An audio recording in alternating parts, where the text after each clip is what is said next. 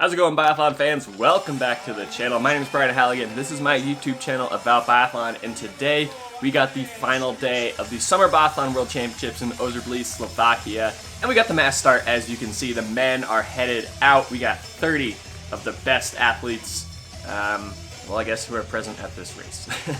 Hey, if you're a biathlon fan, hit that subscribe button because I'm coming out with biathlon content every week on this channel. All right, let's go to the first shooting stage. Alright, as the athletes make their way into shooting number one, as a reminder, I linked to all the races in the comments down below, so if you want to watch the entire race in its entirety without my commentary, you can get the link there. Here we go, shooting number one. Lane number one, we got Jasper Nalin. Don't know how he got bib number one, but Andreas Rastaguyas is there, Florent Cloud is there, Strolia, Tachenko, and then we got some of the junior Germans who are coming up, younger Germans, maybe not juniors, but Nalin is clean, no big deal. Shamanov from Romania is clean. He's actually been having a good week. I haven't mentioned him once in my videos yet, but he's been having a good week. So a little love to Shamanov from Romania. Look, who else we got? Mukin from Kazakhstan is clean. Wow, lots of clean shooting and then lots of dirty, ugly shooting. But here we go. Jasper Nalin, Shamanev, and Terry Langer from Belgium is in third place, followed closely by Zachman Tashenko. So there you go. All right, we got a new Belgian guy leading the charge here. Terry Langer's been on the World Cup for quite some time. Let's hope that, maybe with him and then the success from Cloud and their new coach, they got Clement Douan, who's a former French biathlete, now coaching them. Hopefully they can step up the Belgium contingent. Ooh, we got a crash, we got a fallout here. Bib number 4. I don't know who that is, but they're getting looked at by medic and looks like they're hopping around. That is not good. Oh no, that was Makiska, bib number 4, who crashed out. He was having a really good race in the super sprint 2 days ago. So hopefully he's going to be okay, because that's no good. He was a bright star for the for a young Czech team. So hopefully he's okay as we see our leaders continue to make their way around the course. Looking at stats for Terry Langer here, he is 31 years old, made his World Cup debut back in 2009. Can you believe that? 2009, 2010. Made his World Cup debut, and let's be honest, it wasn't great. He was 125th. Can you believe there's that many people in the race? But hey, look at this. He's climbed up all the way to be a more consistent athlete in the 2019-20 season. Kind of got to that 60 benchmark. Oh man, this is not good. Makishka is getting wrapped up here. Anyway, Langer is he was kind of around that 60 benchmark, and that's the benchmark you want to be at, because obviously if you're above 60, that means you're qualifying for the pursuit. Had some good races, continued to improve, and the thing I like about Langer is he's consistent. It's not like he's relying on good shooting or good skiing. He's just consistent. Into shooting number 2, Mr. Langer leads the crowd into the pack. Oh, no, there he is, the pack.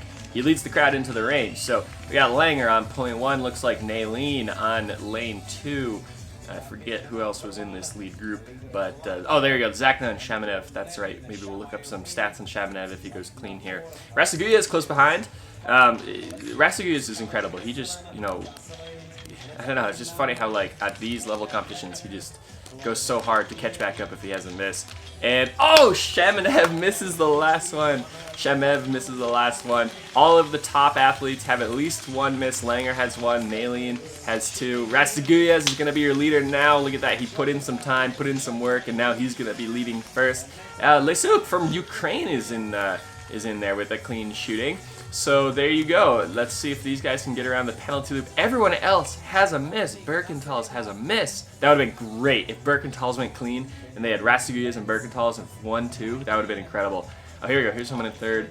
Suk and Nadzda Kubnik from Poland, followed closely by Shemev and Langer. All right, there we go. Our top 5 as we're done with the prone shooting. We're about halfway through with the race.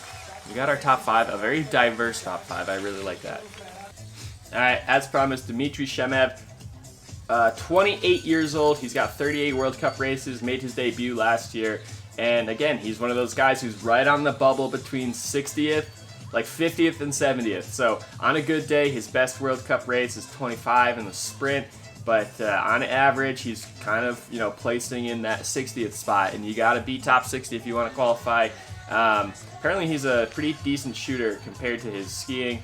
Oh, wow, he is a pretty decent shooter. 89% average with a 91% prone. Wow, he is a pretty decent shooter. So, all right. So, as we move on here, kind of expect Shemev to have the advantage on the range here. But the question is, can he stay with them on the tracks? As we see Rastiguyas is pulling away here. All right, here comes the Latvian man, Andres Rastiguyas, into lane number 1, bib number 2, lane number 1. I love it. Looks like he got a new stock this year. I like when he had the older stock that had the Latvian flag on it, but maybe, I don't know, maybe it broke. Maybe he needed just a new fit, new feeling. Sometimes that's what you need in biathlon. 2 for 2 here. 3. Oh, misses number 4. Misses 5. Oh, so Rastiguyas leaves the door open. Here are the challengers. We got Langer in there. We got, there's Langer right there. We got Shemev, Lesuk. And then Nezda Kubnik from Poland. We're going to have to look him up if he does well, because I don't know that name. There's Strolia. Come on, Strolia, get back in there. Lesuk. And the Ukrainian is clean. He's going to pull away here. Everyone else has a miss. Can Strolia clean to... I bet if Strolia cleans here, he and Rastiguyas will be head-to-head, because Rastiguyas has 2 penalty loops, don't forget. There's 2 for Strolia. Come on as we see Lesuk pull away. Yes, there's clean for Strolia. I love Strolia. Come on, Casco, get in there as well. And, all right, Rastiguyas is probably going to be leaving the range here any minute. Wow, a lot of clean shooting in the back, including Birkenthals, Nailin. I love that. There goes Rastiguyas. Wow, this is going to be a big chase group. Look at all these guys coming through. Strolia, Shemev, Langer, Kaskel. Come on, let's go. Birkenthals. Who else? Nailin. Let's go. One more. And Nezda Kubnik from Poland. So there you go. Top 9 within 30 seconds. This is a great race. I love it. All right, we already talked about this man, Taras Leshuk. I believe I'm pronouncing that right. But he's a Ukrainian, 27 years old. He's got 90% shooting on average, and right now he is clean. He has not missed a shot yet. But he's got a 90% shooting average, so he's due for a miss, and he's only 83 in the stand. So yeah, he's definitely due for a miss in this next shooting stage. Only 22 World Cup level races, and his best result was this past season. He came in 30th on the World Cup. So, here we go. Taras Leshuk is your current leader, and he's got a decent lead on Rastiguyas, who you know is going to be chasing like a bull. As you see him pump over the top, doesn't need a feed. Alright, here we go, entering the last shooting stage, and obviously Rastiguyas, oh wow, and Strolia looks like put time onto Leshuk. So, based on this information, he's going to need at least 1 penalty loop advantage if he wants to win this. I'm talking about Taras here, Mr. Ukrainian. Alright, let's go. I'm cheering for him. Come on.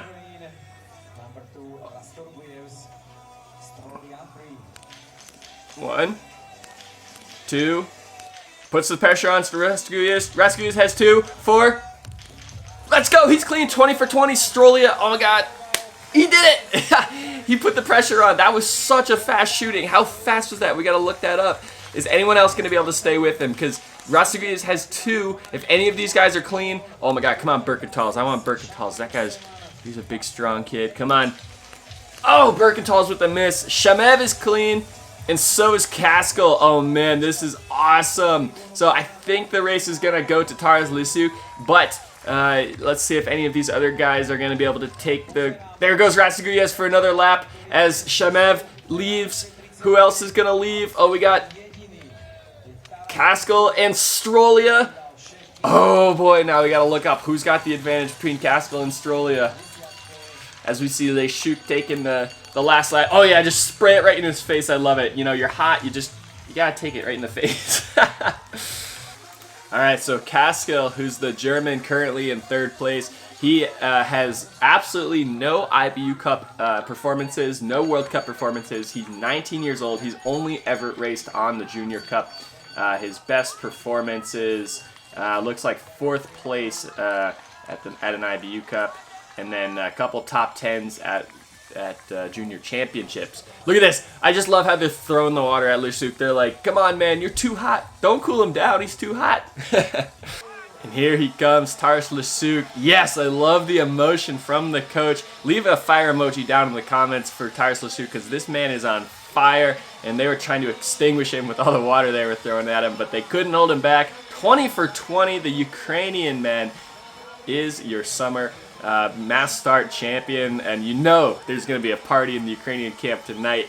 Shemev finally gets on the podium. The dude was right there all like the other two races. He was so close. And then finally Strolia as well is on the podium. So there's your podium. I don't know where Rastagulia's ended up, but wow.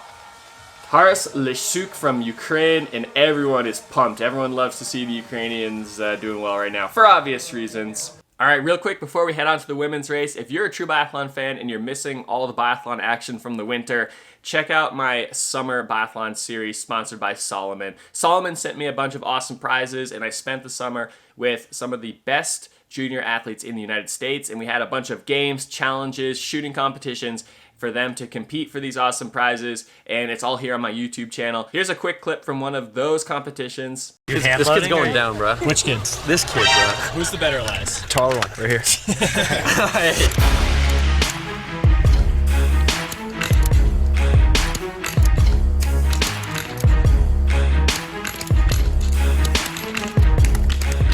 Take an L sometimes. You were talking so much I was talking so much smack. You didn't even make it to the final. I'm blaming it on equipment problems. Equipment problems? Yeah, see, look, the butt hook. Look at how bent that thing is. That's the problem. That's why. That's why. All right, and on to the women's mass start. Here we go with the women's mass start. Don't quote me on this, but the Biathlon mass start is the greatest event in sports. I mean, where do you get this head-to-head action where it's do or die? Every athlete has to perform their absolute best. There's no reliance on any other team. It's not like you had a perfect pass, but you know your teammate just didn't kick it into the goal or something like that. This is solely your performance. You got to keep your nerve, and all the shake-up and everything. It's just hands down the best event in sports. I mean, come on. Looks like these ladies are taking it relatively conservatively on the first lap. That's the one thing about mass starts, and I've participated in a few mass starts, and I've coached at some mass starts. You never really know how it's going to go until you get in there. Sometimes you just get a group that's like all out, I just want to win on the first lap, and it is really hard on the first lap, and it's chaos. Sometimes you get groups that are like, hey, we know that it's all going to shake out on the range, so why are we just going to kill ourselves in the first lap? Let's just take it chill. Seems like they're taking it pretty chill right now, but you know, hey, maybe someone just decides halfway through the first loop, I'm just going to turn it on, and they're just going to take off. We'll see. The number one unwritten rule, though, of mass starts is let's not break any equipment and let's not break any body parts. So if you're in the middle of a mass start like this and you're being reckless, like you're in the last place and you're trying to make your way to first place by the shooting range and by taking just absurdly like risky moves on the downhills and you're just like pushing the pace, stepping on people's poles and skis on the uphill, like you're gonna probably get, you know, someone's probably gonna whack you with their pole or something and be told to calm down because you don't need that in a mass start. We're all going to the shooting range. It's not like a cross-country ski race where you need to get that position so you don't lose the chase group. Everyone's going to the shooting range and everyone can make up time in the shooting range. So there's no need to be aggressive like this in the first lap. Here we go, shooting number one, bib number one, Markéta Davidová from the Czech Republic. And yeah, I mean, I'm kind of disappointed with her performance this weekend. I'm not going to lie. She's obviously the best one here. She's the only one at this competition, men or women, that was ranked in the top 10 last year. And so far, she has not done super well. And she starts off with a miss. Not very good. Wiesen Sarter has, I was going to say she was going to go clean, but then she missed number 4. Anyone going to be clean? Lisa Maria Spark from Germany is clean, and so is Sidorowicz from the Polish team. I think all of a sudden all the names just got jumbled up. All right, we're going to see who comes through the start or through the checkpoint here first because all the names got jumbled as I was reading them. Looks like we got Spark in. Oh no, there's Sidorowicz in first. There's Spark, Demenko, and Zima from Ukraine, and then Jislova. So, all right, so we got a few fair amount of ladies still in the lead group here. All right, as athletes are approaching the range for shooting number 2. Looks like we got someone bailed here. Bib 19. That is Galenko from Moldova. That is too bad. She was having a good weekend as well. So the two two DNFs this weekend, both athletes that were doing very well. It kind of sucks to see them. It sucks to see anyone not finish a race. And come on, like this is why we're out here. We're out here to race. But anyway, we got number 12 from the Ukraine, Dermenko. She's leading and followed closely by the rest of the group. There's Spark, number 4 on lane 2. So hey, could this be a double Ukrainian day? We will see. A little bit of slight breeze right to left. Who's going to strike first? It's Sidorowicz with a miss. Zima backs it up. Oh, Sidorowicz has 2. Everyone else is either hitting all their targets or missing all their targets. I don't know what's going on out here. Zima, with her experience, basically tells all the youngsters how to do it. Cleans. No one else is clean with Spark missing the last one. Anyone else? Zislova, way up at the top, is clean. And Braun from Germany is clean. There we go. All right, so we got a couple new names here. We're going to have to pull up some stats. Yulia Zima, the veteran from Ukraine, is going to be your leader after shooting number 2. And she's got a slight gap over, looks like Zislova. Davidova's back. Braun and Shavadova. Here come the Czech team. And there's Tomingas, yesterday's winner. I mean, no spoilers. Yesterday's very good result athlete. Alright, so Yulia Zima, real quick, 32 years old. She's been on the World Cup since 2011. Her heyday was definitely back in 2016-17. She actually has quite a few top 10 results on the World Cup, including a win. She's won a World Cup race, multiple podiums, it looks like. Last couple of years have not been that good for her as she's kind of died down a little bit. But hey, you know, she might be a little bit past her prime. Looks like it's really her shooting that has kind of fallen off the last couple of years. Came back this year though. So Yulia Zima, that would be cool if we got a W Ukrainian. You know, maybe she's all pumped up. She saw her teammate, you know, doing well earlier in the men's race. So hey, I've seen that sort of momentum carry over from one race to another. When your teammates are doing well, gives you that extra motivation. Here we go into the first of the stand shoots. Zima is still there, and looking at her stats from last year, standing has always been a struggle for her. 2 years ago, she was 75% in the stand. This year, she bumped that back up to 81. But Zima is due for a miss in the stand here. Looks like the rest of the field with Davidova, Shavadova, Tomingas has caught her. There's the miss from Zima. Let's see, everyone else has a miss except for Davidova. Come on, let's go, Marketa. There's 4 and 5 for Marketa Davidova. So last year Davidova came in 3rd in this race, and now she is pulling away after shooting number 3. Oh, I thought Braun was going to stay with her, but she also has a miss. Is anyone else higher up in the ranks going to contend? We got Wiesensaarter. Yes, okay, so Mary and Wiesensaarter are very good result athlete from day 1. No spoilers. From day 1 of the World Champs. She is going to stay. Hey, and Johanna Skotheim is also going to stay with the lead group. All right, let's see. Wow, look at this group coming out in the chase for Marketa Davidova. We got Tomingas, we got Zima, we got Wiesensaarter, we got Zislova, we've got Vorbonikova. Oh man, we got everyone out there. This is going to be a good and exciting last lap. Davidova has about 1 shot lead.